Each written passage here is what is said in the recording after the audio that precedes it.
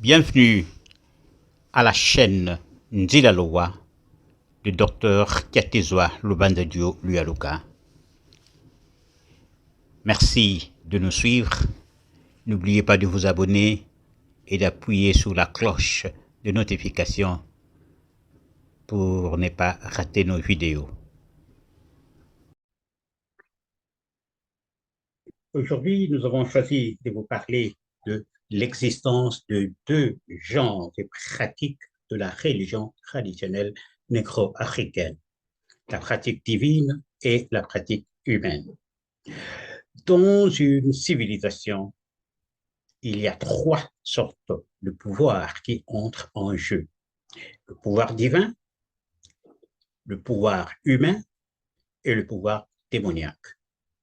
Les deux extrêmes, c'est-à-dire le divin et le démoniaque, ce sont des pouvoirs d'une minorité, tandis que la majorité se retrouve dans l'humain.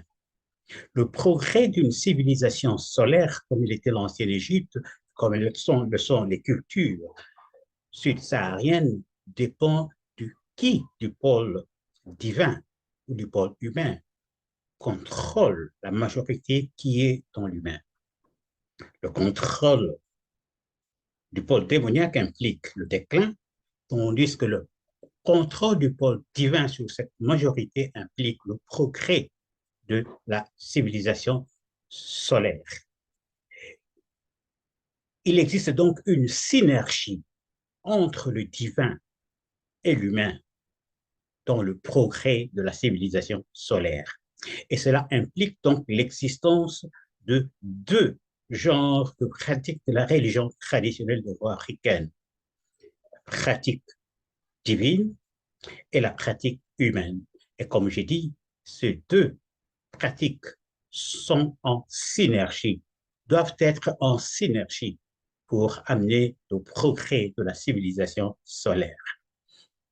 La pratique divine de la religion traditionnelle négro-africaine se base sur la purification de la pensée. Cette pratique vise, premièrement, à redevenir, l'initié travaille à redevenir l'enfant de Dieu ou bien l'Osiris qu'il était au ciel avant le mauvais usage originel de son livre arbitre qui a causé son déclin.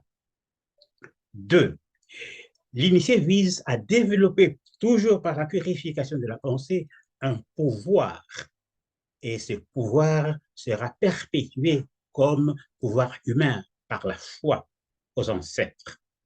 Et troisièmement, l'initié de la pratique divine ou du mystère divin vise à combattre la sorcellerie par le voie de l'amour divin. Pas par la sorcellerie, mais par l'amour. Sur le plan humain, la pratique de la religion traditionnelle négro-africaine vise à utiliser le pouvoir qui était à l'origine transmis par les initiés du mystère divin, par la foi. Et cette pratique vise à utiliser ce pouvoir pour organiser la société, l'élever et la protéger. Il existe donc de grandes différences entre ces deux pratiques, la pratique divine et la pratique humaine de la religion traditionnelle négro-africaine. La pratique divine implique l'existence des commandements de Dieu, tandis que dans la pratique humaine, il y a plutôt l'existence d'une éthique, mais une éthique qui est aussi contextuelle, c'est-à-dire qui dépend des circonstances. Quand je parle du commandement de Dieu, parfois les gens me disent, mais ça, c'est parler de quelque chose qui nous a été amené par les Blancs. Non, les commandements de Dieu existent bel et bien dans la religion traditionnelle négro-africaine. Le livre de mort égyptien, qui est centré sur la pratique divine de la religion traditionnelle négro-africaine, inclut 42 commandements de Dieu.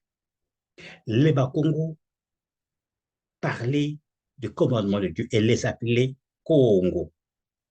Ailleurs, il les appelait Nkondo Minzambi. Et cela montre que ce n'est pas les Blancs qui leur amenaient les commandements de Dieu.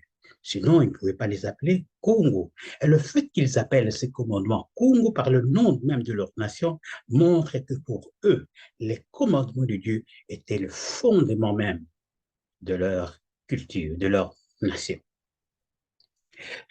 Deuxième différence, les ancêtres qui entrent en jeu dans la pratique divine, c'est ce qu'on appelle les Bakulubamaza, les ancêtres qui vivent dans l'eau en tant que monde de sainteté, de pureté, tandis que les ancêtres qui entrent en jeu dans la pratique humaine, ou les esprits qui entrent en jeu, ce sont les esprits de la nature, les esprits qui animent la nature, ce qu'on appelle aussi Bakulu Batseke dans le Bukongo.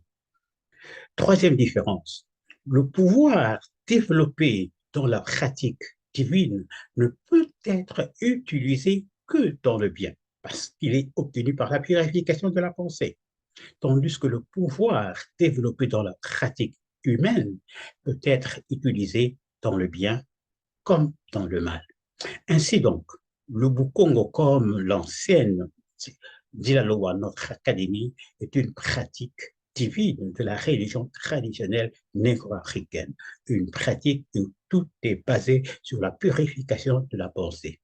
Alors que le vaudou de Bénin, par exemple, est une pratique humaine de la religion traditionnelle négro-africaine, parce que le pouvoir qui y est développé peut être utilisé dans le bien comme dans le mal.